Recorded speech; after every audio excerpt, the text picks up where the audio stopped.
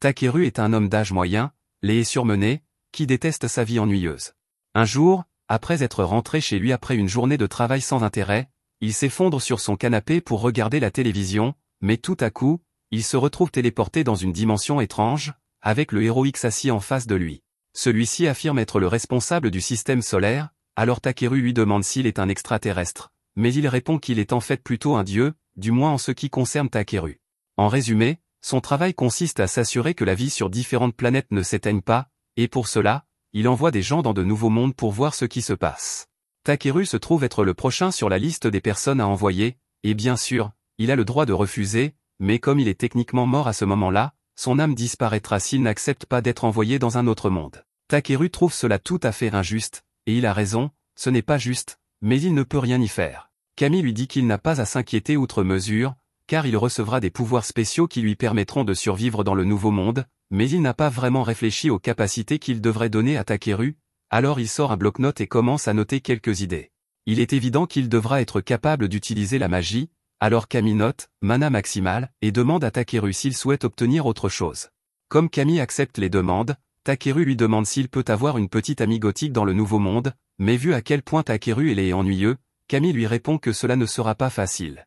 Il promet néanmoins de trouver une solution pour lui une fois qu'il sera arrivé, et en prime, il accorde à Takeru une incroyable capacité de recherche, la compréhension de toutes les langues et plusieurs résistances au début. Il ne sait honnêtement pas s'il a le droit de donner autant de statistiques OP à quelqu'un d'un seul coup, mais il n'a plus le temps de changer quoi que ce soit maintenant que le corps de Takeru a déjà commencé à disparaître, alors il lui souhaite bonne chance dans sa nouvelle vie.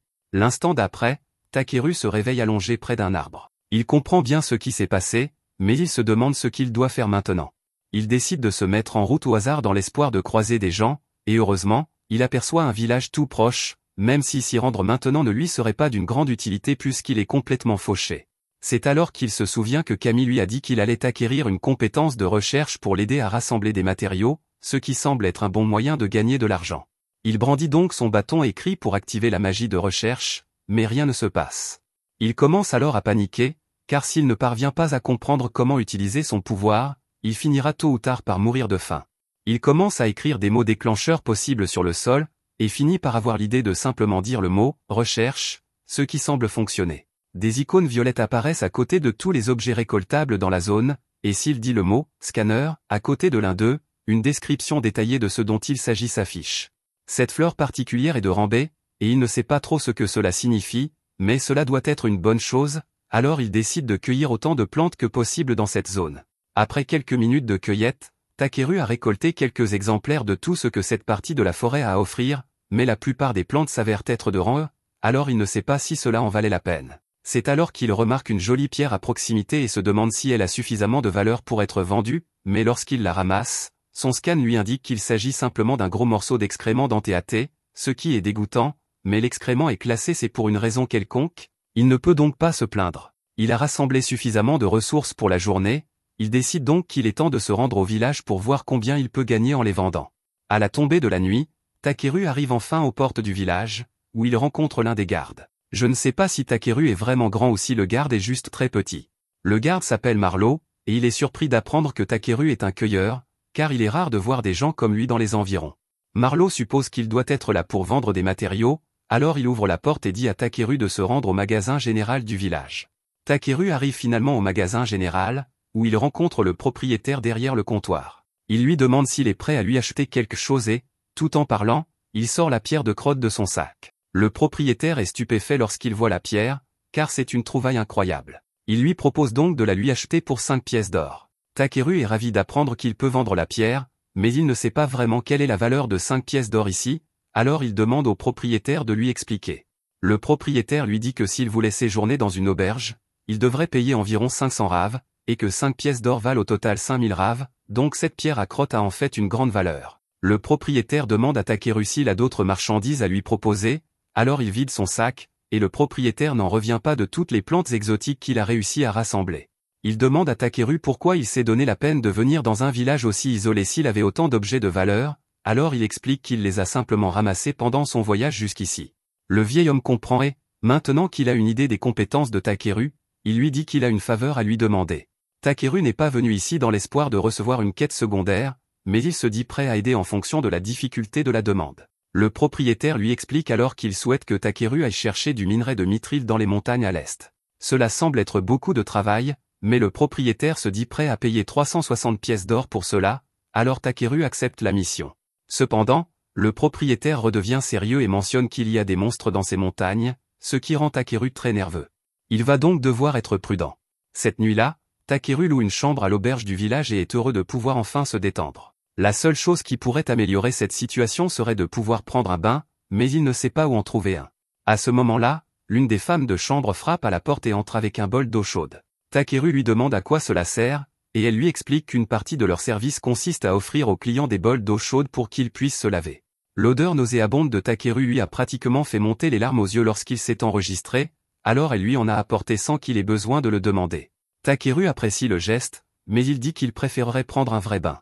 Cependant, la jeune fille le regarde avec perplexité, car seuls les nobles et les riches peuvent se permettre de prendre des bains, et Takeru a l'air complètement fauché.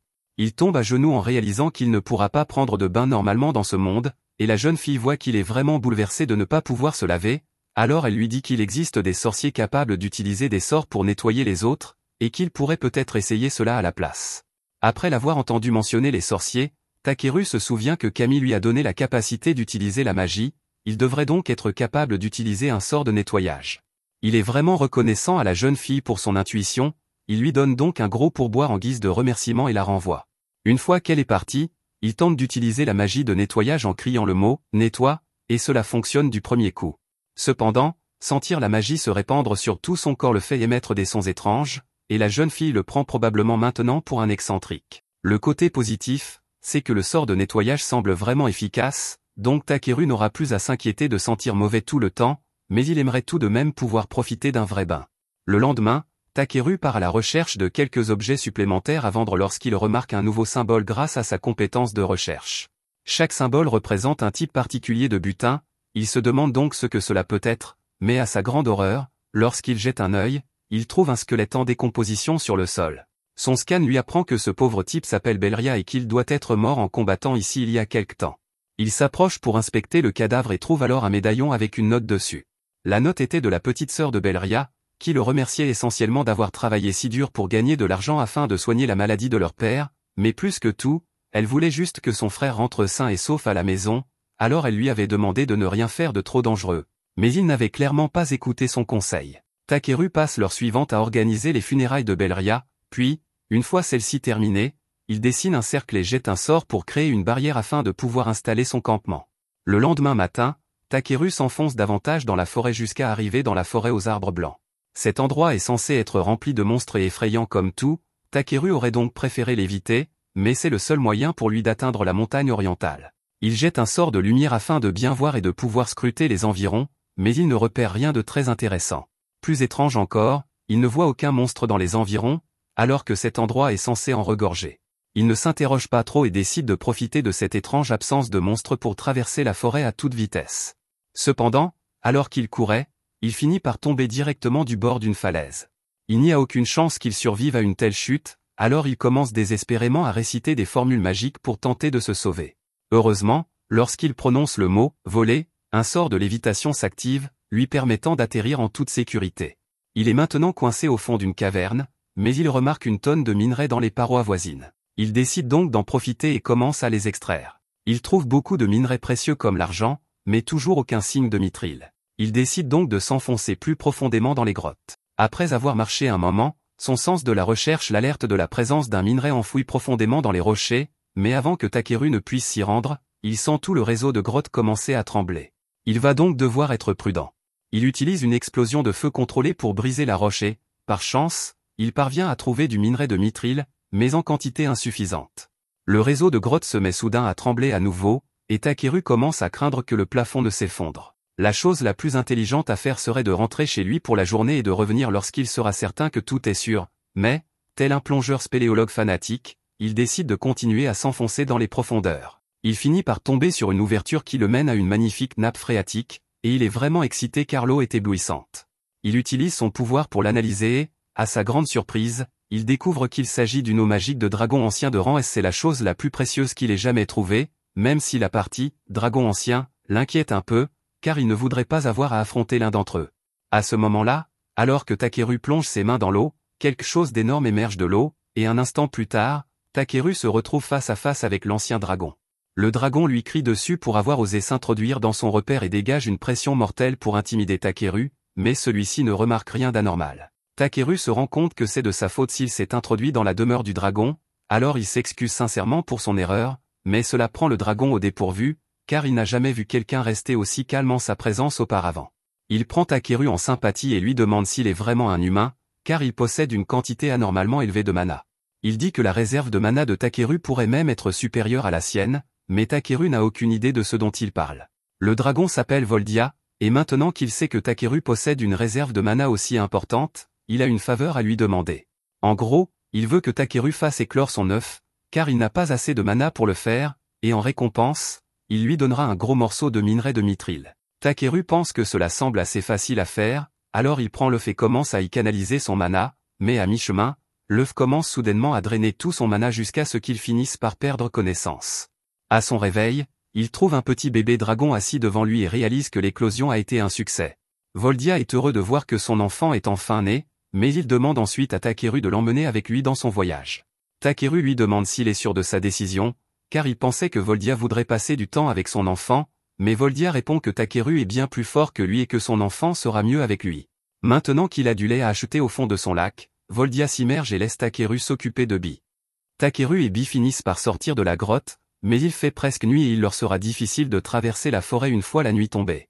Ils décident que la meilleure chose à faire est de passer la nuit sur place et de poursuivre leur voyage le lendemain, et demandent donc à Bi de se préparer à installer le campement. Il commence par fouiller dans son sac de rangement et en sort un peu de l'eau magique qu'il a récupérée dans la grotte pour Bi. Cette eau magique est apparemment essentielle à la croissance d'un jeune dragon, c'est donc une bonne chose qu'il en ait récupéré autant. Après avoir bu sa première tasse, Bi en redemande à Takeru, mais lorsqu'il lui apporte une autre tasse d'eau, au lieu de la prendre, elle la repousse vers Takeru, l'encourageant à la boire à sa place. Takeru n'est pas particulièrement enthousiaste à l'idée de boire de l'eau dans laquelle un dragon se baigne depuis des siècles, mais il ne veut pas dire non à Bi, alors il avale le verre, et en fait, le goût n'est pas si mauvais. Il est maintenant temps pour Takeru d'installer le campement, alors il pose quelques pierres magiques pour créer une barrière protectrice. Techniquement, dans ce monde, les pierres magiques sont censées être une denrée extrêmement précieuse, mais il est capable de les fabriquer facilement en pensant très fort à un sort et en versant de la magie dans sa main. Celle-ci, par exemple, est une pierre magique chauffante, et Takeru prévoit de l'utiliser pour préparer le dîner de ce soir. Il la place donc dans la cheminée et commence à cuisiner. Il prépare un steak grillé et un ragoût de viande pour l'accompagner. Cela a toujours été son plat préféré, et il semble que Bi veuille aussi y goûter, car elle est pratiquement en train de baver partout. Takeru ne sait pas si c'est une bonne idée qu'un bébé dragon mange de la vraie nourriture alors qu'il est né il y a seulement 2 heures, mais il lui donne quand même un bol, et Bi se brûle rapidement les lèvres car elle ne savait pas que la soupe était si chaude. Takeru souffle un peu dessus pour la refroidir et la rend à Bi afin qu'elle puisse la goûter correctement, et elle adore le ragoût. Takeru est heureux de voir que Bi a autant apprécié sa cuisine, mais il se demande ce qu'elle pense du fait de devoir quitter Voldia. Bi regarde Takeru avec un air perplexe, car pourquoi Voldia lui manquerait-il alors qu'elle a Takeru à ses côtés? Pendant que Bi le serre dans ses bras, il utilise son pouvoir d'évaluation sur elle et est surpris de voir que Bi est déjà de rang B, même si elle est encore toute petite et mignonne. Elle possède également plusieurs dons qui semblent puissants, comme évolution illimitée, et elle finira donc forcément par devenir plus forte que lui, mais il tient à lui faire comprendre qu'il lui est absolument interdit de faire quoi que ce soit d'imprudent, ce qui est un bon conseil en principe, mais Bi ne l'écoute pas du tout. Le lendemain matin, Takeru remonte la falaise et, lorsqu'il arrive au sommet, il est surpris de voir que la forêt semble tout à fait normale. Il se demande ce qui a pu provoquer un changement aussi radical pendant la nuit, mais ce n'est pas son travail de comprendre ce genre de choses, alors il décide de laisser tomber. Comme il est là de toute façon, il se dit qu'il pourrait aussi bien faire un peu de cueillette, alors il utilise sa capacité de recherche pour scanner les ingrédients de rancée à proximité, mais juste au moment où il s'apprête à les ramasser, Bi arrive en volant vers lui, paniqué, car il y a quelque chose d'effrayant dans la forêt. Takeru change la cible de son scan pour repérer les monstres hostiles dans la zone, et comme prévu, il localise une demi-douzaine d'ennemis qui se rapprochent d'eux. Il n'aime peut-être pas se battre, mais il est tout à fait capable de s'occuper seul de quelques monstres. Tout à coup, un griffon de pierre apparaît derrière lui, mais comparé à Voldia, cela ne semble guère être un inconvénient, et il a même hâte de goûter la viande juteuse de l'oiseau une fois qu'il l'aura tué. Il lance un bouclier pour se protéger, puis conjure 3 aiguilles de glace avant de les lancer sur le monstre et de l'abattre d'un seul coup. Il se retourne ensuite pour faire face à la horde de loups qui se rapproche de lui. Pour les affronter, il jette un sort d'amélioration sur lui-même afin d'augmenter sa vitesse de déplacement, puis saute en l'air pour éviter l'attaque initiale des loups. Il jette ensuite un sort de durcissement sur ses mains et ses pieds et écrase un crâne dans sa descente avec un coup de pied circulaire. Il élimine ensuite les loups restants les uns après les autres, et lorsqu'il a terminé, il a récolté beaucoup de viande pour son prochain repas. Il est satisfait du butin qu'il a récolté lors de cette bataille, mais lorsqu'il lève les yeux, il se rend compte qu'il reste encore une tonne de monstres dehors, et s'il essaie de tous les combattre, il va rester coincé dans cette forêt pendant des semaines. Il aimerait pouvoir trouver un moyen de les éviter complètement, et alors qu'il dit cela, Bee attrape le dos de sa veste et commence à essayer de le tirer dans les airs. Takeru ne s'attendait pas à ce que cela fonctionne, car Bee est beaucoup plus petite que lui, mais il s'avère qu'elle est en fait assez forte, et elle parvient à le soulever dans les airs. Cependant, à ce rythme, il leur faudra 4 à 5 jours ouvrables pour sortir de cette forêt, alors Takeru décide de les aider en lançant un sort de réduction de poids sur lui-même. À la seconde où il le fait, Bee et lui s'envolent dans les airs, mais Bee n'est pas vraiment une pilote fiable, et à mi-chemin, elle lâche accidentellement Takeru, qui est projeté vers le sol. Il réussit miraculeusement à survivre à cette chute dévastatrice, et le bon côté des choses, c'est qu'il parvient à sortir de la forêt blanche en quelques minutes, donc la légère fracture de la hanche en valait vraiment la peine. Ils sont assez proches du village, mais Takeru ne veut pas prendre le risque de voler sur Bee, alors il décide de marcher à la place. En chemin, Bee commence à pointer du doigt le bâton dans la main de Takeru, lui demandant ce que c'est. Il lui répond qu'il s'agit apparemment d'une branche de l'arbre Drizzle, qui se trouvait dans le sac que le dieu lui a donné, et il décide de la sortir et de la pointer vers des objets pour voir ce qui se passe. Bee semble comprendre quelque chose à propos du bâton, alors elle souffle un nuage de magie dessus, réveillant la véritable forme du bâton. Takeru n'a aucune idée de comment ni pourquoi cela a fonctionné, mais avant qu'il ne puisse comprendre, il entend soudainement un grognement puissant provenant de la forêt, alors il se prépare immédiatement à se battre. À ce moment-là, Bee s'envole seul dans la forêt, alors Takeru est obligé de la poursuivre jusqu'à ce qu'il trouve finalement une elfe appuyée contre un arbre. Takeru se précipite pour l'aider, craignant qu'elle ait été blessée par un monstre, mais la jeune fille lui dit qu'elle n'est pas blessée, qu'elle a juste très faim. Elle n'a rien mangé ni bu depuis 3 jours et elle est sur le point de mourir de faim, alors elle supplie Takeru de lui donner une partie de ses provisions. Il ne peut pas la laisser ainsi, alors il fouille dans son sac et lui donne de l'eau, ainsi que le déjeuner qu'il avait préparé pour lui-même plus tôt. Les yeux de la jeune fille s'illuminent dès qu'elle voit la nourriture, et elle ne perd pas de temps pour tout engloutir en quelques secondes, mais maintenant qu'elle n'a plus faim, Takeru a quelques questions à lui poser. Tout d'abord, il se demande comment elle a pu mourir de faim ici pendant 3 jours alors que la ville la plus proche n'est qu'à une journée de marche. La jeune fille avoue qu'elle était pressée et qu'elle s'est perdue en venant ici, mais même dans ce cas, il est normal d'emporter avec soi au moins quelques jours de provisions. Or, elle n'a littéralement rien emporté. La jeune fille est un peu gênée et essaie de trouver une bonne excuse, mais elle se rapproche beaucoup trop de Takeru et, dès qu'il la sent, il se rend compte qu'elle empeste. La jeune fille tente de se défendre en lui disant que ce n'est pas sa faute, car elle a dû camper ici pendant des jours sans provisions, mais cela ne change rien au fait qu'elle sent le fumier à présent. La jeune fille se lève et dit à Takeru que même si elle lui est reconnaissante de l'avoir sauvée, elle trouve qu'il a été extrêmement grossier de dire qu'elle sentait mauvais, même si c'était vrai. Elle s'enfuit alors pour poursuivre son voyage, mais elle n'a pas demandé son chemin et n'a toujours pas de provisions, il pense donc qu'elle n'ira pas très loin, mais ce n'est pas son problème, alors il continue à retourner en ville avec Bee. Ils finissent par sortir de la forêt et, le long de la route, Bee remarque un carrosse qui approche, alors il s'arrête pour parler au conducteur. L'homme remarque son bâton et demande à Takeru s'il est sorcier, mais même s'il pourrait certainement l'être s'il le voulait, Takeru préfère s'en tenir à des emplois paisibles, alors il répond à l'homme qu'il n'est qu'un cueilleur qui se trouve avoir un bâton. L'homme lui demande alors ce qu'il fait ici, et Takeru lui explique qu'il se rend au village de Tormi. L'homme est surpris d'apprendre qu'il s'y rend à pied, car le trajet est assez long, mais Takeru n'a pas vraiment le choix. Le conducteur lui propose de le ramener au village s'il le souhaite, et Takeru apprécie le geste, mais il est assez grand et craint de prendre trop de place dans la calèche. Cependant, l'homme et sa famille déjà à bord lui disent qu'il n'y a pas de quoi s'inquiéter, alors il passe par l'arrière et monte à bord. Takeru a récemment remarqué que depuis son arrivée dans ce monde, les enfants semblent naturellement l'apprécier. Il ne sait pas trop pourquoi, mais cela lui facilite les choses, car si les enfants l'aiment bien, la plupart des adultes seront également gentils avec lui. Il les remercie une fois de plus de l'avoir pris en stop, mais ils lui répondent que ce n'est pas grave, car à Tormi, tout le monde s'entraide en cas de besoin. Takeru apprécie leur générosité, mais il trouve qu'ils sont un peu trop confiants, car il aurait très bien pu être un bandit. Cependant, ils lui disent qu'ils savaient qu'il n'était pas un bandit, car s'il avait été une mauvaise personne, cette cloche aurait sonné et il ne lui aurait jamais proposé de le conduire. Takeru est étonné que des cloches puissent être enchantées avec des pierres magiques pour détecter si quelqu'un est mauvais ou non, et il se demande s'il pourra fabriquer quelque chose de similaire plus tard. À ce moment-là, Yunnan remarque un bruit étrange provenant de la veste de Takeru, alors elle lui demande ce que c'est, et il est obligé de lui expliquer qu'il a en fait amené un monstre rare avec lui. Il s'attendait à ce que la famille panique un peu à l'évocation d'un monstre, mais ils lui disent qu'il est en fait tout à fait normal que des aventuriers gardent des monstres comme animaux de compagnie de temps en temps, donc cela ne les dérange pas. Dans ce cas, Takeru n'a plus aucune raison de cacher Bi, alors il lui dit qu'elle peut sortir, mais qu'elle ferait mieux de ne mordre personne. Lorsque les enfants voient Bi, ils sont tous les deux subjugués par sa beauté, mais Elisa et Paulin sont davantage impressionnés par le fait que Takeru ait réussi à apprivoiser un bébé dragon. Il lui demande s'il est chevalier dragon, mais il répond qu'il a simplement trouvé et fait éclore un dragon alors qu'il était en mission. Une fois leur venue de faire une pause pour la nuit, Takeru installe sa barrière et assure à la famille que tant que celle-ci restera en place, aucun monstre ne s'approchera d'eux, et même si quelque chose tente de les attaquer, Bi sera là pour les alerter avant qu'ils ne se rapprochent trop. Ils sont tous heureux de savoir qu'ils sont en sécurité pour la nuit, mais ils doivent encore s'occuper du dîner. Elisa se prépare à cuisiner, mais avant qu'elle ne commence, Takeru lui demande si elle accepterait de le laisser s'occuper du repas pour aujourd'hui. Il fouille dans son sac et en sort toutes ses casseroles, ce qui étonne les enfants, car il est impossible que tout cela puisse tenir dans un sac aussi petit. Takeru explique que son sac fonctionne comme une boîte à objets, qu'il est donc beaucoup plus spacieux qu'il n'y paraît et qu'il est très pratique pour rassembler des choses. Une fois que Takeru a fini de cuisiner, tout le monde se met à table et tous sont ravis de la saveur de son repas, en particulier Paulin, qui en avait assez de manger tout le temps de la viande séchée.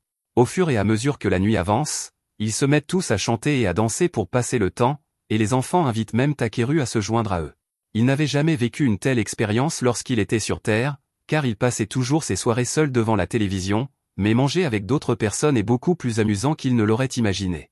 Le lendemain matin, Takeru se réveille et commence à nettoyer ses ciseaux pour s'occuper jusqu'à ce qu'il soit temps de reprendre la route. Paulin lui dit qu'ils peuvent partir après le petit déjeuner, mais Takeru a en fait une petite faveur à lui demander. Il n'a jamais conduit de calèche auparavant, alors il demande à Paulin de le laisser essayer. Celui-ci n'y voit aucun inconvénient et laisse Takeru prendre les rênes, mais ils arrivent rapidement au village. Takeru descend de la calèche et Paulin le remercie de leur avoir donné à manger, mais Takeru répond que c'est lui qui devrait les remercier, car il n'a pas eu à rentrer seul à pied. Paulin et les autres repartent ensuite, et tandis que le petit garde les regarde s'éloigner, il dit que le printemps doit enfin être arrivé. Takeru ne comprend pas ce que cela signifie, alors il demande des explications au garde, qui lui apprend que Paulin gagne sa vie en tissant. Il se rend souvent dans des régions plus chaudes pour son travail, et le voyage est toujours difficile pour lui et sa famille. Incapables de chasser, ils doivent survivre avec de maigres rations. Cela explique pourquoi il était si heureux de goûter la nourriture de Takeru, et en apprenant à quel point Paulin est mal loti, Takeru réalise la chance qu'il a d'avoir un pouvoir qui lui permet de rassembler des matériaux. Peu après, Takeru retourne à la boutique de Jérôme pour livrer les matériaux qu'on lui a demandé de rassembler et faire un petit test. Takeru glisse un minerai de mithril magique qu'il a trouvé dans l'antre du dragon parmi le mithril ordinaire pour voir si Jérôme est du genre à l'arnaquer. Jérôme passe un long moment à examiner les pierres et finit par conclure que celle-ci doit être un morceau de minerai de mithril magique. Il dit à Takeru que quelques-uns d'entre eux contiennent suffisamment de magie pour remplacer la plupart des pierres magiques du royaume, et Takeru feint la surprise même s'il le savait déjà. Jérôme lui dit qu'il est incroyable qu'il ait pu trouver quelque chose d'aussi précieux, mais Takeru tente de minimiser cet exploit et répond qu'il est simplement tombé dessus par hasard pendant son voyage. Même si Takeru prétend l'avoir trouvé à ses pieds, Jérôme lui dit qu'il faut tout de même beaucoup de talent pour trouver des choses comme ça, et lui conseille de se rendre à la ville de Belkam. Elle est beaucoup plus grande que ce village, et même si Jérôme n'aime pas l'idée de laisser partir un talent comme Takeru, il pourra y trouver une plus grande variété d'articles à acheter et à vendre qu'ici. Il demande simplement à Takeru, lorsqu'il se sera fait un nom, d'envoyer quelques clients supplémentaires à Jérôme. Takeru n'a pas vraiment l'intention de devenir célèbre, mais l'idée de se rendre dans la grande ville l'intrigue, alors il décide de se renseigner à ce sujet une fois de retour à l'auberge. Il y découvre que Belkam possède une guilde d'aventuriers qui négocie des demandes dans tout le pays. Les aventuriers eux-mêmes sont divisés en plusieurs catégories, combat, soutien et divers autres rôles. Comme Takeru se trouve dans un autre monde, il veut s'essayer à l'aventure et voyager à travers le monde pendant un certain temps. Il décide de rejoindre la guilde de Belkam, mais avant cela, il lui reste encore quelque chose à faire à Tormi. Il se rend en ville et trouve d'abord quelqu'un pour traiter tous les monstres qu'il a capturés. Pendant qu'il attend que cela soit fait, il passe la nuit à faire la fête avec les villageois et à profiter d'un festin. Le lendemain matin, Takeru retourne chez le boucher, et maintenant que toutes les parties des monstres ont été traitées, il a suffisamment de nourriture et d'assaisonnement pour toute la durée de son voyage. La femme lui dit qu'il va se sentir seul ici sans Takeru, et beaucoup d'autres villageois ont également exprimé leur souhait qu'il reste un peu plus longtemps. Takeru répond que cet endroit lui manquera aussi, mais qu'il y a beaucoup d'endroits passionnants à visiter et de nouvelles personnes à rencontrer, et qu'il ne peut donc pas s'installer ici. La femme comprend et dit qu'elle n'insistera pas davantage, mais avant que Takeru ne parte, elle veut lui donner quelque chose en plus. Elle lui tend un sac et lui dit qu'elle lui a préparé un déjeuner à emporter. En fait, elle lui a préparé une tonne de déjeuner à emporter, donc Takeru n'aura pas à s'inquiéter pour la nourriture pendant un certain temps.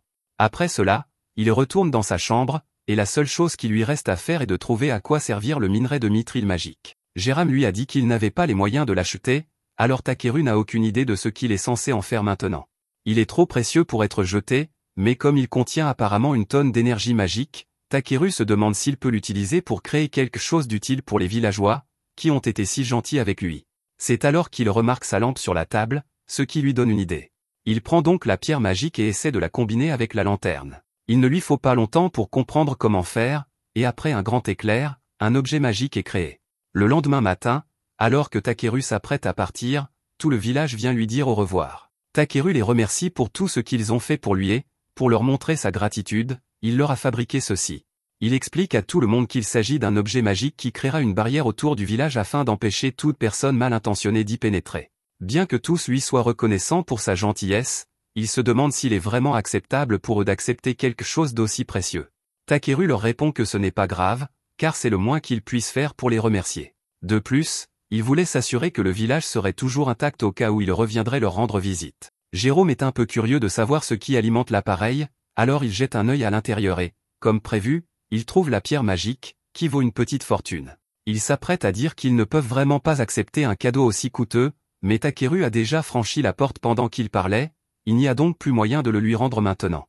Alors que Takeru marche en direction de Belcam, il prend un moment pour profiter du paysage paisible. Cependant, cette paix ne dure pas longtemps, car il rencontre bientôt un crabe géant au milieu de la route. Une fois le choc initial passé, Takeru examine les statistiques du crabe, qui n'ont rien de remarquable, mais dès qu'il constate que le crabe est comestible, il décide que Bee et lui mangeront des fruits de mer pour le dîner. Takeru se lance un sort d'amélioration en prévision du combat. Avant qu'il n'ait pu faire quoi que ce soit, Bee s'envole soudainement et frappe le crabe d'un cri sonique qui l'assomme. Takeru est impressionné, car il ne savait pas que Bee était capable d'une telle chose, mais le combat n'est pas encore terminé, car deux autres crabes apparaissent soudainement. Takeru pense qu'il est en sécurité au milieu de la route, car les crabes ne peuvent se déplacer que latéralement, mais il se trompe lourdement, car ces crabes sont capables d'avancer très rapidement. Ils l'encerclent tous les deux, et Takeru est sur le point d'être écrasé, mais avant que les crabes ne se rapprochent, Bee tire Takeru dans les airs, les amenant à s'écraser l'un contre l'autre. Takeru remercie Bee pour sa réactivité, mais le combat n'est pas encore terminé, car le premier crabe vient de reprendre conscience et charge Takeru sans réfléchir. Il invoque donc son bâton et frappe le crabe en plein dans les airs, le tuant enfin. Maintenant que tous les crabes ont été vaincus, il est temps pour Takeru de commencer à les préparer. Il utilise d'abord son pouvoir de durcissement sur son bras pour le transformer en couteau de fortune, puis il se met au travail et coupe toutes les pinces et les pattes. Quelques minutes plus tard, il a préparé tous les membres pour la cuisson, alors il sort une marmite géante et les y met tous. Ne lui demandez pas où il a trouvé cette marmite géante. Il ajoute de l'eau et beaucoup de sel, et après quelques heures de cuisson, la chair de crabe est enfin prête. Bee et lui se jettent dessus. Ils adorent tous les deux le goût de la chair de crabe, alors Takeru prévoit désormais d'éliminer et de manger autant de monstres que possible afin de pouvoir goûter toutes sortes de plats délicieux. Quelques jours plus tard, Takeru et Bee arrivent aux portes de la ville de Belcam, et il est émerveillé par la magnificence des remparts de la forteresse. Il remarque qu'il y a une longue file d'attente à la porte où se déroulent les inspections, alors il s'avance pour rejoindre la file, mais avant que son tour n'arrive, il décide de dissimuler son sac magique, car il serait malvenu que les gardes découvrent qu'il dispose d'un espace de stockage infini. Une fois son tour venu, Takeru est convoqué dans une pièce séparée pour rencontrer les gardes. Tandis que l'un d'eux fouille ses affaires, l'autre lui demande ce qu'il vient faire à Belcam. Takeru explique qu'il est venu ici parce qu'il souhaite s'inscrire à la guilde des aventuriers, ce que le garde comprend parfaitement, car Belcam possède la plus grande guilde du continent. Il ne trouve pas Takeru suspect, mais il doit tout de même faire son travail, alors il lui dit qu'il va le contrôler avec Avaro. Takeru n'a jamais entendu parler d'Avaro, alors il demande au garde à quoi cela sert, et celui-ci lui explique que cela leur permet essentiellement de vérifier si une personne est suspecte ou non. Takeru ne s'en soucie pas, car c'est soit cela, soit une fouille corporelle complète. Le garde utilise donc l'appareil pour le scanner et, après quelques secondes, il déclare qu'il n'y a rien d'anormal. Takeru est assez curieux de savoir ce que le garde a vu, alors il utilise son pouvoir pour scanner l'appareil magique et voit la fenêtre d'état qui a été montrée au garde. Elle indique simplement que Takeru peut utiliser la magie, et il est soulagé que la longue liste de capacités que le dieu lui a donnée n'apparaisse pas lors des scans normaux.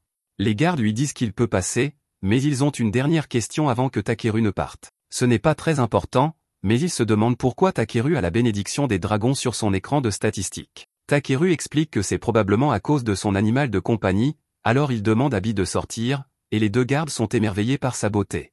Il n'y a pas de règle interdisant d'avoir des dragons comme animaux de compagnie ici, donc Takeru est autorisé à emmener Bi à l'intérieur, mais le garde lui dit qu'il va devoir mettre une sorte d'étiquette sur Bi comme preuve de propriété au cas où quelque chose arriverait dans la ville. Takeru ne sait pas trop quoi utiliser, car il n'a pas apporté de collier, mais il se souvient alors que les enfants de Paulin lui ont donné un porte-bonheur il y a quelques jours. Il le sort de son sac et le glisse sur la queue de Bi. Le garde dit que cela suffit, il ne reste plus qu'à remplir un rapport pour informer le maire qu'un dragon est entré dans la ville, mais Takeru n'a pas à s'en soucier. Ils lui rendent son sac et lui disent que s'il veut se rendre à la guilde des aventuriers, il peut y aller en suivant la route principale. Alors que Takeru fait ses premiers pas dans la ville, celle-ci s'avère encore plus incroyable qu'il ne l'avait imaginé. À ce moment-là, Bi lui montre un grand bâtiment au bout de la rue, qui doit être la guilde des aventuriers. Il y entre donc pour jeter un œil. Quelques instants plus tard, une femme nommée Europa s'approche de Takeru et lui souhaite la bienvenue à la guilde des aventuriers. Ils sont toujours heureux d'accueillir de nouveaux membres, alors elle le conduit à la réception où Takeru est présenté à la réceptionniste Ariana. Elle lui demande de remplir un formulaire avec son nom et son métier actuel, ce qui semble assez simple, mais maintenant que Takeru y pense, il ne sait pas pourquoi il est capable de comprendre la langue de ce monde. Après avoir rempli le formulaire, Ariana demande à Takeru s'il a de l'expérience au combat, et Takeru lui répond qu'il a déjà terrassé un griffon, une meute de loups et quelques crabes. Tout cela semble très impressionnant, mais Ariana pense que Takeru invente tout cela, alors elle lui demande s'il a des preuves de ses exploits. Il répond qu'il a des preuves, mais qu'elles sont assez volumineuses, alors il lui demande s'il peut vraiment les apporter ici. Ariana pense que cela ne sera pas si grave, alors elle dit à Takeru d'y aller, mais à sa grande surprise, il sort un crabe géant et le pose directement sur son bureau. Le poids du crabe écrase instantanément le bureau d'Ariana, et Takeru se rend compte qu'il a peut-être fait une erreur, mais pour sa défense, il l'avait prévenu que ce serait gros. Tous les membres de la guilde se rassemblent pour voir ce qui se passe, et le maître de guilde demande ce qui se passe. Takeru répond qu'il voulait juste montrer son crabe à Ariana, ce que le maître de guilde comprend, mais il se méfie du fait que Takeru possède une boîte à objets et lui demande où il l'a trouvée. Takeru répond qu'il l'a reçue en cadeau, et après avoir utilisé son pouvoir, le maître de la guilde confirme que Takeru dit la vérité. Le maître de la guilde possède un pouvoir de scan similaire à celui de Takeru, mais au lieu d'un écran de statistiques, il voit simplement une aura autour d'une personne qui lui indique si elle a de bonnes ou de mauvaises intentions, et Takeru semble inoffensif, il n'y a donc pas lieu de le punir pour une simple erreur. Il dit qu'ils peuvent évaluer le crabe et effectuer le paiement avant la fin de la journée, mais Takeru répond qu'il a en fait l'intention de manger le crabe plus tard, ce qui choque tout le monde dans la guilde. La foule commence à grossir, alors Ariana dit qu'elle va terminer l'inscription de Takeru dans la pièce voisine. Une fois à son nouveau bureau, elle lui dit que le crabe a définitivement prouvé qu'il était un combattant compétent, alors elle termine son inscription et lui tend un brassard de la guilde. Elle sait qu'il mérite un rang plus élevé, mais selon les règles de la guilde, tous les nouveaux membres doivent commencer au rang F. Cependant, avec ses compétences, il devrait pouvoir monter en grade en un rien de temps. Le lendemain, Takeru retrouve la famille de Balluri, le garçon qu'il a trouvé mort dans les bois, afin de l'informer de son décès et de lui rendre quelques-unes de ses affaires. La famille de Balluri est dévastée, d'autant plus qu'elle lui avait demandé de ne pas partir à l'aventure, mais il avait insisté pour le faire afin de payer les médicaments de son père. Takeru voit bien que le père est toujours très malade et qu'il souffre de la perte de son fils, alors il veut faire quelque chose pour aider. Il se rend ensuite à la guilde pour vendre un tas d'herbes, et le commis est ravi de voir la taille impressionnante des champignons et des feuilles. À ce moment-là, Ariana arrive au coin de la rue à la recherche de Takeru, et il semble qu'il soit devenu très populaire en ville ces derniers temps, car une tonne d'offres d'emploi ont été publiées à son nom. Takeru est heureux d'apprendre que les gens ont une si bonne opinion de lui, mais il n'a pas assez de temps pour accepter tous ces emplois, alors il lui dit qu'il n'en prendra que quelques-uns pour l'instant. Après cela, Takeru se rend au bain public pour prendre un long bain relaxant, et quelques instants plus tard, Clay entre à son tour et s'installe juste à côté de Takeru. Takeru est surpris de le voir ici, car il ne vient généralement pas à cette heure-là, mais il dit qu'il semble qu'il va bientôt pleuvoir et qu'il voulait donc prendre un bain rapide avant. Quoi qu'il en soit, puisque Takeru est là, Clay lui demande s'il sait utiliser la magie de guérison, car des rumeurs circulent selon lesquelles il aurait soigné gratuitement un homme malade dans les bidonvilles il y a quelque temps. Takeru admet que c'est vrai, et Clay est surpris d'entendre cela, car la plupart des guérisseurs demandent des honoraires très élevés. Maintenant que Takeru y pense, Il craint que les guérisseurs qui font payer leurs services lui en veuillent de leur faire concurrence, mais le fait que ce soit la seule préoccupation de Takeru ici fait rire Clay. Il encourage Takeru à passer le test d'évaluation de rang afin qu'il puisse monter en grade, mais celui-ci répond qu'il n'en a pas vraiment envie, car il est satisfait de la situation actuelle. Clay voit bien que Takeru est un type décontracté, mais il l'avertit qu'il finira par attirer une attention indésirable en agissant ainsi. Alors qu'il s'en va, il encourage Takeru à en apprendre un peu plus sur le fonctionnement du monde. Plus tard, Takeru livre un autre lot d'herbe à la guilde, et le commis le remercie pour son travail, mais il aimerait vraiment que Takeru envisage de monter en grade, car il pourrait facilement atteindre un rang élevé. Takeru répète qu'il est heureux là où il est et qu'il n'a pas l'intention de dépasser le rang F. À ce moment-là, une grande agitation éclate dans la guilde, car une horde de gobelins a été aperçue près de la ville. Le maître de guilde ordonne immédiatement à tous les aventuriers de rang D et supérieur de se préparer au combat. Il demande ensuite à la réceptionniste s'il y a des aventuriers de rang A disponibles pour se joindre au combat, mais malheureusement, la plupart d'entre eux sont déjà en mission, et le seul aventurier de rang A restant est Clay. Le maître de guilde est soulagé de savoir qu'ils auront au moins le soutien de l'honorable roi dragon, et il demande à Musli d'aller informer Clay de la situation immédiatement.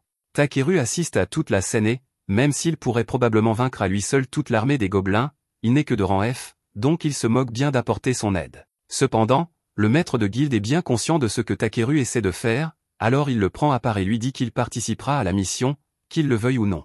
Peu de temps après, une fois tous les aventuriers rassemblés, le maître de guilde leur explique le déroulement de l'opération. Les lignes de front se trouvent dans les plaines méridionales de Stavlao et les gobelins vont probablement se diriger directement vers Belkam à partir de là. Ils ne peuvent pas laisser les gobelins franchir les remparts de la ville, alors le maître de guilde leur demande d'intercepter les gobelins à la rivière Zawi. Tout le monde semble enthousiaste à l'idée de défendre la ville, mais Takeru n'a vraiment pas envie d'être là. À ce moment-là, deux aventuriers à côté de lui remarquent que Takeru est de rang F et lui demandent pourquoi un faible comme lui a été autorisé à participer à une mission comme celle-ci. Le maître de guilde s'approche alors et explique qu'il ne sait pas exactement pourquoi, mais que tous les membres de son personnel n'ont cessé de faire l'éloge de Takeru, et qu'il a donc pensé que ce serait une bonne idée de l'emmener avec eux. Techniquement, il n'a pas le droit de forcer un aventurier de rang F à se battre, car l'union lui tomberait dessus, mais rien ne l'empêche de demander à Takeru de ramasser des objets de valeur sur le champ de bataille. Le maître de guilde s'éloigne alors, et Musli s'excuse auprès de Takeru car elle ne comprend pas pourquoi le maître de guilde obligerait un membre de rang F à participer à un combat, mais quoi qu'il en soit, elle promet de faire de son mieux pour le soutenir sur le terrain. Takeru ne comprend pas de quoi elle parle, alors Musli lui explique qu'elle sait utiliser un peu de magie de guérison et qu'elle l'aidera en tant que médecin. Takeru comprend pourquoi Musli a été sollicité, mais vu son enthousiasme à l'idée d'un combat mortel, il a le sentiment que quelque chose va terriblement mal tourner. Peu après, Takeru arrive à l'avant-poste avec Musli, et dès qu'ils y parviennent, elle est effrayée par un oiseau et commence à s'agripper au bras de Takeru. Il lui demande de le lâcher, mais Musli est trop terrifiée pour lâcher son étreinte. Elle continue d'insister sur le fait qu'elle n'a pas peur, mais Takeru n'est pas aveugle. Il lui dit qu'il se trouve dans un avant-poste arrière, loin de tout combat réel, et que les chances qu'elle rencontre un véritable monstre sont donc très faibles. Il lui dit qu'il n'y a rien de mal à avoir peur, car même les guerriers les plus courageux connaissent la peur, et qu'elle doit simplement faire de son mieux avec les capacités dont elle dispose. Les paroles de Takeru remontent le moral de Musli, qui promet de faire de son mieux et court se réfugier dans l'une des tentes. Quelques instants plus tard, Clay sort et trouve amusant que Takeru vienne de faire un discours sur l'importance de se battre alors qu'il avait tout fait pour éviter de venir sur le champ de bataille plus tôt. Takeru voit l'ironie dans ses propos, mais il répond qu'il n'aime tout simplement pas s'impliquer inutilement dans des problèmes. En parlant d'éviter les combats, Takeru est surpris de voir Clay à l'arrière, car il pensait qu'il serait en première ligne avec les autres. Clay admet que certaines vieilles blessures ont recommencé à le faire souffrir, et que son corps ne fonctionne donc pas aussi bien que d'habitude. Takeru lui demande s'il parle des cicatrices qu'il a vues sur son dos lorsqu'ils étaient au bain public. Clay se fige un instant, s'attendant à ce que Takeru le méprise pour avoir des cicatrices aussi honteuses, mais celui-ci ne voit pas où est le problème. Clay explique que les cicatrices dans le dos sont une tache sur la fierté d'un guerrier, car elles signifient que vous avez été blessé en fuyant un adversaire, mais Takeru ne pense pas qu'il y ait quoi que ce soit de honteux à cela.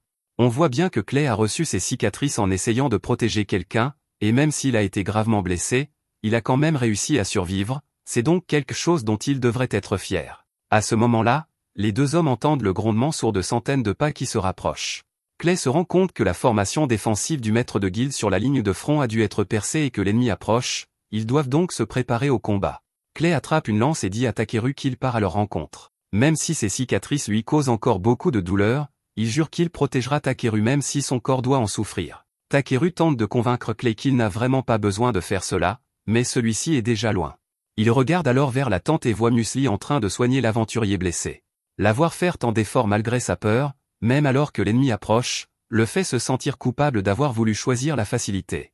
Ici et maintenant, il décide de faire tout ce qui est en son pouvoir pour s'assurer que tout le monde rentre sain et sauf, alors il jette un sort pour créer une barrière autour de l'avant-poste afin de protéger Musli et les autres guérisseurs, puis se dirige vers le front pour affronter les gobelins. Sur le front, les aventuriers se battent tous pour leur vie afin de tenir les gobelins à distance, mais à ce rythme, ce n'est qu'une question de temps avant que les gobelins n'envahissent la ville. Cependant, tout à coup, Takeru arrive en courant sur le champ de bataille et frappe l'un des gobelins si fort qu'il est projeté contre un pilier de pierre. Takeru est un peu effrayé à l'idée de combattre des monstres humanoïdes, mais il n'a pas le temps de réfléchir à l'éthique de la situation, alors il demande à Bi d'éliminer les autres à sa place. Bi s'envole dans les airs et utilise la magie de la foudre pour carboniser tous les gobelins de la zone d'un seul coup. Maintenant que tout le monde est en sécurité, Takeru va voir comment ils vont et leur demande ce qui s'est passé. Diego explique que leur formation tenait bien au début, mais qu'à un moment donné, un sergent gobelin de haut rang est apparu et que les choses ont rapidement dégénéré. Heureusement, Clay est arrivé juste à temps pour les sauver du sergent gobelin et le repousser, mais les autres se sont retrouvés séparés de lui dans le chaos, et ils ne savent donc pas où il se trouve ni s'il va bien. Takeru part à la recherche de Clay, près de la forêt, nous le voyons se battre pour sa vie, encerclé par des gobelins. Il parvient à en éliminer quelques-uns avec sa lance, mais ses blessures sont encore très douloureuses et la douleur le met à genoux. Les gobelins tentent alors de profiter de la situation et le poignardent dans le dos. Cependant, avant qu'il n'ait pu le faire, Takeru vient à la rescousse de Clay et les électrocute à mort. Clay est choqué de voir Takeru et lui dit de partir car c'est dangereux ici, mais Takari lui rappelle que c'est lui qui est gravement blessé et qu'il ne devrait pas se pousser autant. À ce moment-là, les deux hommes entendent le sergent gobelin s'approcher. Ils se jettent sur eux, mais Takeru et Clay parviennent à l'esquiver à temps. La solution la plus sûre serait de battre en retraite, mais ils n'ont aucune chance de distancer le sergent gobelin. Malgré la douleur incroyable qu'il ressent à cet instant, Clay se met en position de combat et dit qu'il retiendra le gobelin assez longtemps pour permettre à Takeru de s'enfuir, car quoi qu'il arrive, il refuse de laisser son ami mourir dans un endroit pareil. Takeru est touché par la détermination de Clay, alors il lui demande si les cicatrices sur son dos ont une valeur sentimentale pour lui. Clay trouve cette question étrange au milieu d'un combat, car ces cicatrices ne font que lui rappeler ses échecs passés, et il les déteste de tout son cœur. Takeru en déduit qu'il ne verrait pas d'inconvénient à ce qu'elles soient effacées, et avant que Clay n'ait le temps de lui demander de quoi il parle, Takeru fouille dans son sac et asperge Clay avec un peu d'eau magique de Voldius. Il jette ensuite un sort de guérison totale sur Clay pour faire disparaître ses cicatrices, mais cela pourrait avoir eu des effets secondaires indésirables, car si les cicatrices ont disparu, cela a également forcé Clay à évoluer et à devenir noir. Takeru n'a aucune idée de ce qui vient de se passer, tout comme Clay, mais non seulement la douleur causée par ses cicatrices a disparu, mais il se sent également plus fort que jamais pour une raison inconnue.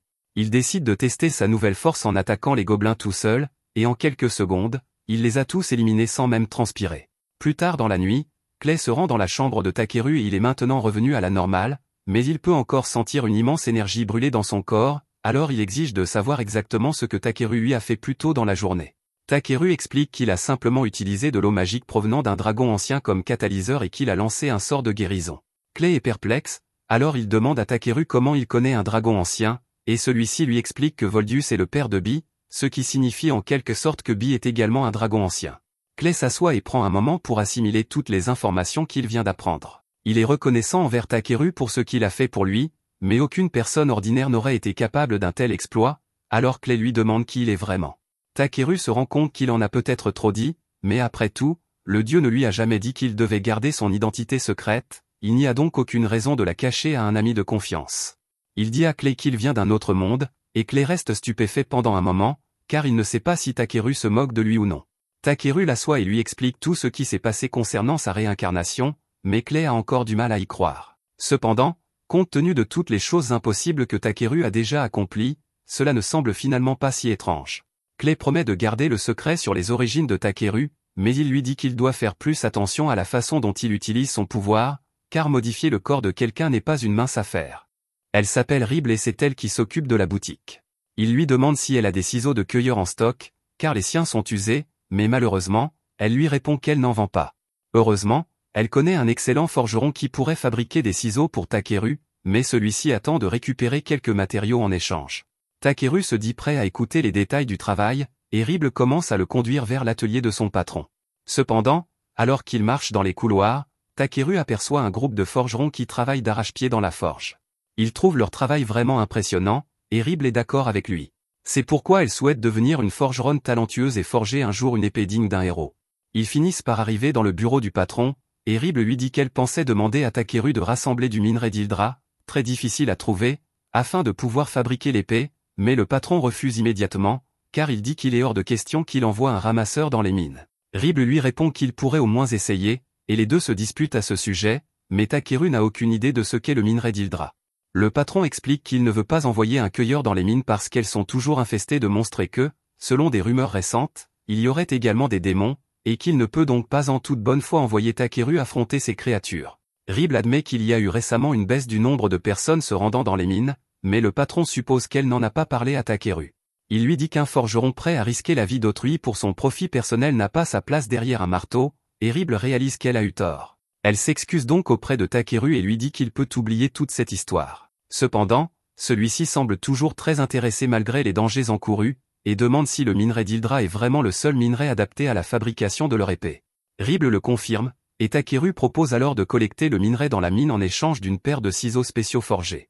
Le patron demande à Takeru s'il a bien écouté lorsqu'ils ont mentionné la présence de monstres dans la mine, mais celui-ci répond qu'il peut s'occuper de tout ce qui s'y trouve et qu'ils n'ont donc pas à s'inquiéter pour lui. Pour preuve, il sort l'une des pinces de crabe qu'il garde toujours sur lui, un monstre qui donnerait du fil à retordre même à des aventuriers de Ranbei. Le patron se rend alors compte que Takeru pourrait effectivement être capable de s'en occuper. Takeru part immédiatement pour les mines de Ryuei, et en chemin, les autres passagers de la calèche se mettent à discuter du fait qu'il est étrange que toutes les herbes toxiques de la région aient disparu du jour au lendemain. Takeru s'inquiète, pensant que c'est peut-être de sa faute s'il a exagéré avec la cueillette, mais il rejette immédiatement cette idée. Peu après, la calèche le dépose et il se rend compte qu'il se trouve près d'une ferme équestre, alors il va jeter un œil à l'intérieur. Là, il aperçoit par hasard la jeune elfe qu'il a rencontrée auparavant, qui semble se disputer avec le propriétaire de la ferme parce qu'elle a demandé un cheval blanc capable de galoper dans le ciel, mais que le fermier lui montre à la place un corbeau géant. Le fermier lui explique que dans cette région, un cheval est plus une catégorie qu'un nom, et que tout ce qui peut transporter des marchandises est classé comme cheval, qu'il s'agisse réellement d'un cheval ou simplement d'un corbeau. L'elfe se rend compte que c'est de sa faute, car elle n'a pas été assez précise dans sa demande, et elle s'excuse d'avoir fait toute une histoire pour cela. Le fermier lui dit que ce n'est pas grave, mais que si elle cherche un Pégase blanc, elle aura plus de chances de le trouver dans le royaume des nains. Elle décide donc de s'y rendre immédiatement, sans préparation. Takeru poursuit son voyage et, alors qu'il traverse la forêt, il se rend compte qu'il y a plein d'ingrédients précieux partout. Il trouve même un champ d'herbe de lune et passe les minutes suivantes à en cueillir. Cependant, alors qu'il s'apprête à partir, il entend un grognement familier provenant du coin de la forêt. Lorsqu'il va voir, il trouve l'elfe affalée contre un arbre, sur le point de mourir de faim. Il lui donne de la nourriture et de l'eau, et elle lui est très reconnaissante de son aide, alors elle lui tend la main pour lui serrer la main. Cependant, elle sent toujours très mauvais, et Takeru refuse d'être exposé plus longtemps à cette odeur nauséabonde, alors il utilise Clean sur elle. Elle se présente comme Velvrita Brolita et remercie Takeru pour sa gentillesse envers elle, tant aujourd'hui qu'à l'époque. Takeru lui dit qu'elle n'a pas besoin de le remercier et commence à s'éloigner, mais Brolita l'arrête car elle veut le remercier. Takeru lui répond qu'il ne l'a pas aidé dans l'espoir d'une récompense, mais Brolita lui dit alors qu'elle l'accompagnera dans son voyage pour l'aider autant qu'elle le pourra. Takeru lui dit qu'elle n'a vraiment pas besoin de faire ça, mais elle insiste, alors il décide de la laisser faire ce qu'elle veut.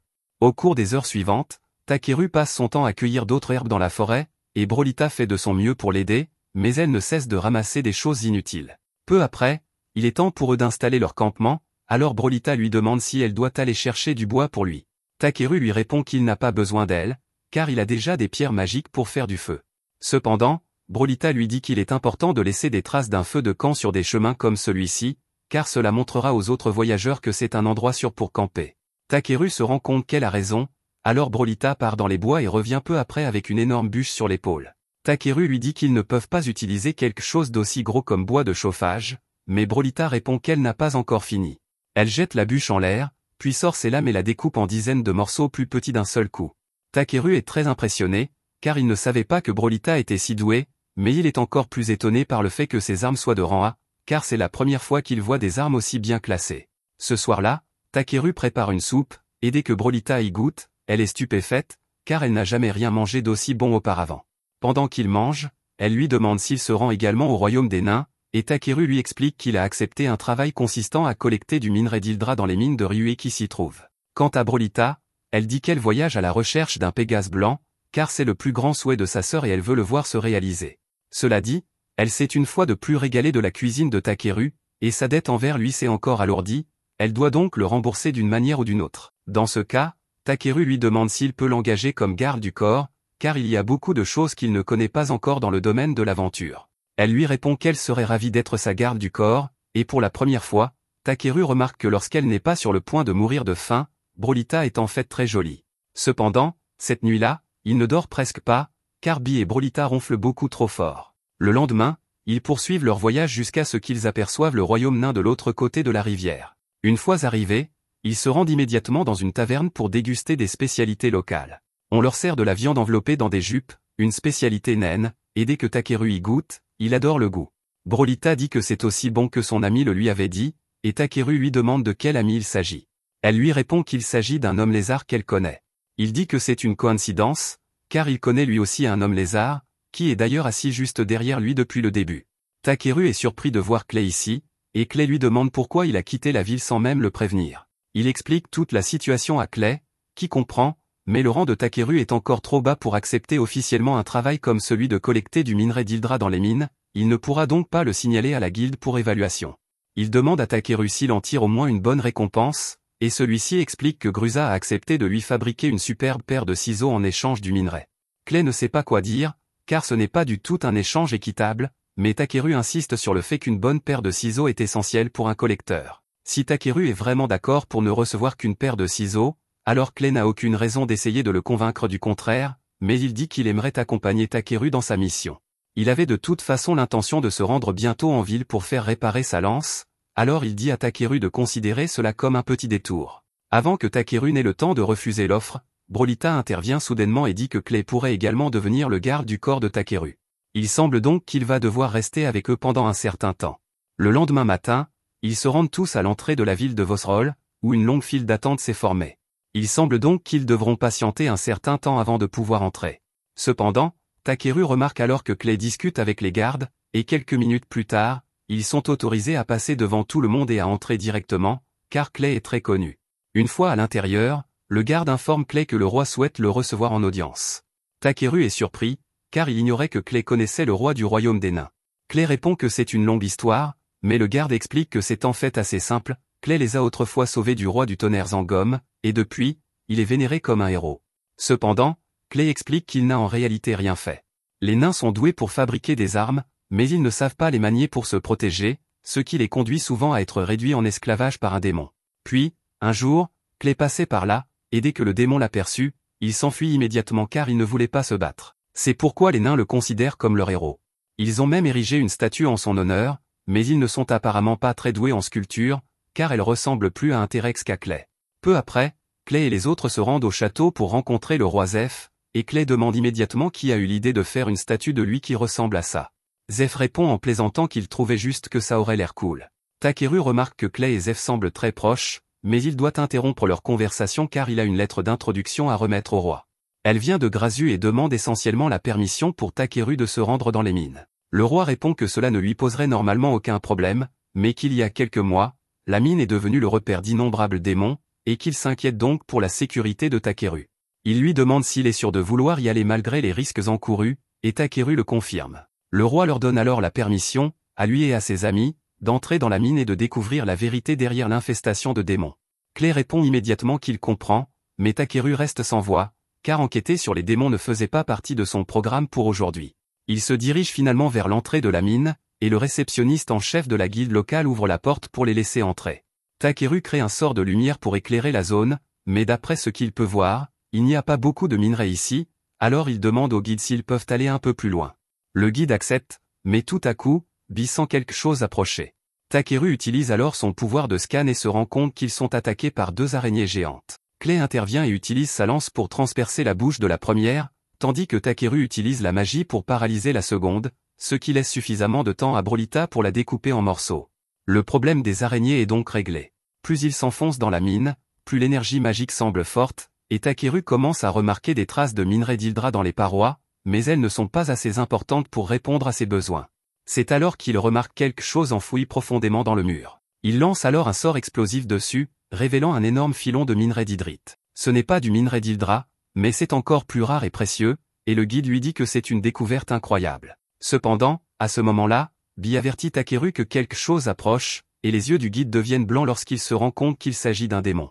Après l'avoir bien observé, Takeru dit à tout le monde de reculer car il a l'intention de s'en occuper lui-même, non pas parce qu'il déteste les démons, mais parce que le démon en question est un crabe, et que lui et Bee ont hâte de le manger. Takeru demande à Bee de lui fournir un tir de couverture pendant qu'il se précipite pour attaquer, mais il rappelle à Bee de ne pas utiliser d'attaque de feu ou de foudre, car ils ne veulent pas détruire la chair juteuse du crabe. Bee utilise un cri sonique pour désorienter le crabe pendant que Takeru court vers lui et lui assène un coup sur la tête avec son bâton. Cependant, celui-ci est beaucoup plus résistant que les autres qu'il a affrontés par le passé, et il reçoit un coup au visage, mais il n'abandonne pas pour autant. Le crabe tente de lui marcher dessus, mais Takeru parvient à rouler sur le côté à temps, et Bee en profite pour geler la patte du crabe. Cela donne une idée à Takeru, qui forme plusieurs aiguilles de glace et les lance toutes sur le crabe, le gelant complètement. Brolit est impressionné par la facilité avec laquelle Takeru a vaincu le monstre crabe, mais Clay, quant à lui, est furieux et demande à Takeru pourquoi il a choisi de combattre cette créature tout seul. Takeru répond qu'il s'est laissé emporter et qu'il ne voulait pas que Clay ou Brolit l'aident, car il craignait que leurs armes sales ne gâchent la chair du crabe. Clay est choqué d'apprendre que Takeru a l'intention de manger cette créature, mais il rappelle à Takeru qu'il est là pour le protéger et que son travail consiste à se battre et à le défendre à tout moment, et qu'il devrait donc apprendre à compter davantage sur ses amis. Takeru n'avait pas vraiment besoin d'aide pour vaincre le monstre crabe, mais il comprend le point de vue de Clay, alors il s'excuse et promet de compter davantage sur lui à l'avenir. Clay est heureux de l'entendre, alors il dit qu'il devrait probablement commencer à transporter le monstre crabe hors d'ici s'il prévoit de le manger. Peu de temps après, Takeru et les autres ont déplacé le corps du crabe et sont actuellement occupés à extraire des gemmes. Ils ont déjà rassemblé toutes les pierres précieuses de la zone, mais Takeru dit qu'il y a de fortes chances qu'il trouve un filon encore plus important s'il creuse un peu plus profondément. Le guide est extrêmement reconnaissant envers Takeru, car non seulement il s'est occupé du démon qui terrorisait cet endroit, mais il leur a également trouvé un nouveau filon de minerai, et il ne sait pas comment il pourrait le remercier. Plus tard, Takeru et les autres retournent au château pour rencontrer le roi, et Zambo l'informe des exploits de Takeru. Le roi est émerveillé par tout ce que Zambo lui raconte, et pour prouver ses exploits, Zambo demande à Takeru de montrer au roi le monstre crabe qu'il a capturé. Takeru lui demande s'il est sûr de cela, mais le roi semble vouloir le voir, alors il ouvre sa boîte à objets et pose le crabe sur le sol. Le roi est impressionné par la taille du monstre et dit à Takeru qu'il mérite une récompense pour avoir si bien réussi à le capturer. Dans ce cas, Takeru demande s'il peut prendre le corps du crabe comme récompense, et le roi est déconcerté par cette demande étrange, mais il n'y voit aucun inconvénient. Quelques minutes plus tard, Takeru et les autres sortent du château, et Takeru et Bee ont du mal à s'empêcher de saliver à l'idée de tous les délicieux crabes qu'ils vont bientôt manger. De plus, sa carapace dure constituera un bon matériau de base pour les ciseaux que Takeru a demandé, donc ce voyage s'est avéré très fructueux pour lui. Pour couronner le tout, le lendemain, le roi prépare un Pégase blanc pour Brolit en guise de récompense, car il a entendu dire qu'elle en cherchait un, mais maintenant que j'y pense, elle n'a pas vraiment fait grand-chose pendant son séjour ici. Le roi a également fait réparer la lance de Clay, et celui-ci est très satisfait du résultat. Brolit dit qu'elle doit rentrer chez elle, car le Pégase est un cadeau de sa sœur, et elle ne peut exprimer à quel point elle est reconnaissante à Takeru pour tout ce qu'il a fait. Il essaie de lui dire que ce n'est pas grave, mais elle insiste pour trouver un moyen de le remercier, même si cela lui prend le reste de sa vie. Plus tard, Takeru et Clay retournent à la guilde, et il est accueilli par Ariana dès qu'il entre. Elle est heureuse de le voir de retour, mais elle est surprise de voir Clay avec lui, alors elle leur demande s'ils ont formé un groupe ensemble ou quelque chose comme ça. Takeru s'apprête à lui dire qu'ils se sont simplement croisés par hasard, mais Clay l'interrompt et dit qu'ils ont effectivement formé un groupe. Ariana est ravie d'apprendre cela, et avant que Takeru n'ait pu lui dire qu'il n'avait en fait pas formé de groupe, elle est déjà partie en courant pour informer le maître de la guilde. Takeru se tourne alors vers Clay et lui demande pourquoi il a dit une chose pareille, mais Clay répond qu'il n'y a pas de mal à cela. De plus, il sait déjà très bien que Takeru n'est pas un humain ordinaire et qu'il a tendance à s'attirer des ennuis, donc Clay pense que ce serait une bonne idée de garder un œil sur lui. Même si Takeru n'aime pas qu'on lui impose quoi que ce soit, il admet que l'idée d'avoir Clay comme coéquipier n'est peut-être pas si mauvaise. Les deux hommes s'assoient donc pour discuter et finissent par se mettre d'accord pour former le groupe Black Azure Dragon. Ensuite, Takeru se rend à la forge pour livrer les matériaux qu'il a rassemblés, et dès que le patron voit toute l'hydrite pure que Takeru a récoltée, il reste sans voix. Takeru commence à s'inquiéter, pensant que quelque chose ne va pas, car il pensait que l'hydrite pure serait préférable au minerai d'Hydra ordinaire, mais maintenant, il n'en est plus si sûr. Il leur demande s'ils peuvent terminer le projet qu'ils ont prévu en utilisant le minerai d'hydrite, et Ribble et Gazu versent tous deux des larmes de joie, car ils n'auraient jamais pensé mettre la main sur de l'hydrite aussi pure. Takeru est heureux de voir qu'il semble satisfait de ce qu'il leur a apporté, même s'il ne s'attendait pas à ce qu'il soit aussi ému. Une fois que Ribble et Gazu ont cessé de pleurer, ils se tournent vers Takeru et lui disent que, bien qu'ils lui soient reconnaissants, avec autant de pierres, ils n'ont pas assez d'argent pour le payer à la hauteur de la valeur de l'Hildrite qu'il leur a apporté. Cependant, Takeru leur dit qu'ils n'ont pas à s'inquiéter de le payer, car tout ce qu'il veut, c'est une paire de ciseaux personnalisés qu'il sera le seul à pouvoir utiliser, mais avant cela, il souhaite qu'il prenne cette Hildrite et l'utilise pour fabriquer la meilleure épée qui soit afin de remporter le concours de fabrication d'épées. Un demi-mois plus tard, Takeru est à la taverne en train de savourer une bonne chope de bière quand, tout à coup, il est interrompu par Wade. Wade lui dit qu'une personne importante le cherche et qu'elle a laissé cette lettre à Takeru pour lui demander de la rencontrer. Clay jette un œil à la lettre et reconnaît l'emblème de la maison de Luzelvac. Wade explique que la lettre provient du seigneur de ce territoire, et Takeru n'aime pas trop cette idée, car cela semble être une source de tracas. Il commence à réfléchir à des moyens de se dérober, mais Wade lui assure que même si le seigneur en question est un noble, il n'est pas désagréable, et qu'il ne devrait donc y avoir aucun problème à ce que Takeru le rencontre. Takeru se fie à la parole de Wade et ouvre la lettre pour voir ce qu'elle contient. Il s'agit d'une invitation officielle adressée à Takeru et Clay à se rendre au manoir du seigneur afin qu'il puisse leur rendre hommage.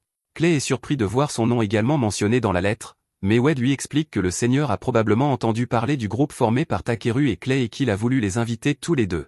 L'idée de recevoir des honneurs semble séduisante, mais Takeru a le sentiment qu'il s'agit simplement d'un prétexte pour le faire venir. Clay est d'accord et dit qu'il est probable que le seigneur veuille simplement voir Bee, car il est rare d'apercevoir un bébé dragon, mais cela inquiète Takeru, car il ne veut pas risquer que le seigneur lui enlève Bee.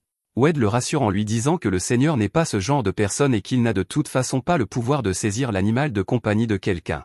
Takeru a toujours des réserves, mais il finit par accepter la rencontre.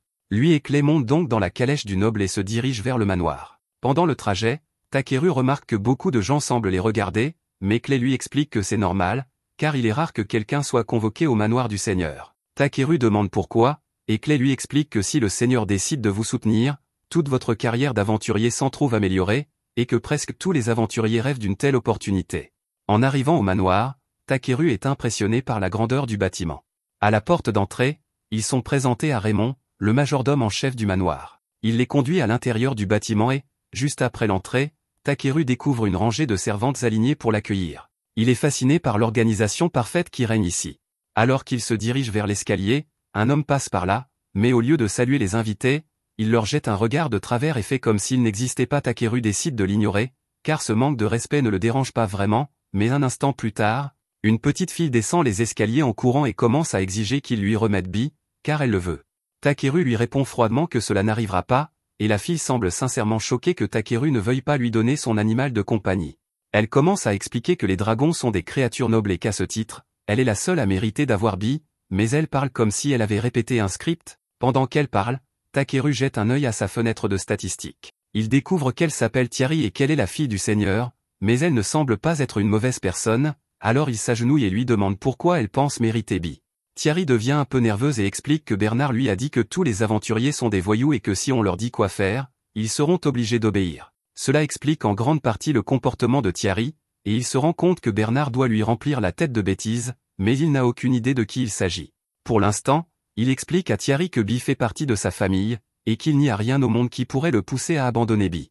Après avoir entendu Takeru dire que Bee faisait partie de sa famille, elle comprend enfin que lui demander de lui remettre Bee revient à lui demander d'abandonner sa famille, et elle n'accepterait jamais cela. Takeru lui demande pourquoi elle voulait tant un dragon, et Thierry explique qu'elle voulait le montrer à sa mère, car c'est l'un de ses plus grands souhaits, mais y penser la rend triste. À ce moment-là, un homme s'approche et remarque que Thierry a l'air triste, alors il lui demande ce qui ne va pas. Thierry se tourne vers l'homme et l'appelle « Père », et Takeru comprend alors qu'il doit être le seigneur. Il est sincèrement surpris, car il s'attendait à voir un homme chauve et gros, ou quelque chose du genre. Le seigneur se présente sous le nom de Belminant, et après s'être installé pour prendre le thé avec Takeru et Clay, il s'excuse pour le comportement grossier de sa fille tout à l'heure. Takeru répond que ce n'est pas grave, et Clay demande à Belminant pourquoi il les a convoqués ici. Il explique alors qu'il s'agit de sa femme, Melitoria. Il explique que sa femme est alitée depuis 6 mois et qu'il a récemment entendu des rumeurs selon lesquelles Takeru aurait guéri un homme fragile et malade en une nuit. Il espère donc que Takeru pourra faire quelque chose pour sa femme grâce à son pouvoir. Takeru est conscient que sa magie est suffisamment puissante pour guérir la plupart des maux, mais la dernière fois qu'il l'a utilisée, il a fini par faire évoluer Clay, et il s'inquiète donc de ce qui pourrait arriver s'il l'utilisait sur Melitoria. Belminant poursuit en expliquant que si Thierry voulait le dragon de Takeru, c'est parce que dans quelques jours, elle devra retourner à son école dans la capitale royale, et elle pensait que si elle laissait une adorable créature aux côtés de sa mère, cela lui remonterait peut-être le moral. Elle peut parfois se tromper, mais au fond, c'est une gentille fille, et cette histoire fait pleurer Clay et Bee.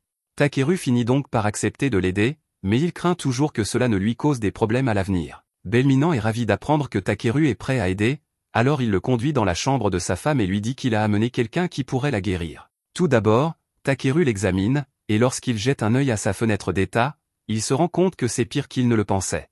Il ne sait pas comment, mais elle souffre d'une longue liste de maladies mortelles. Pour n'en citer que quelques-unes, elle souffre de cataractes sévères, d'anémie, d'une intoxication rénale et hépatique, et ce ne sont que les premières. C'est un miracle qu'elle soit encore en vie, mais il devrait pouvoir guérir la plupart de ses maux.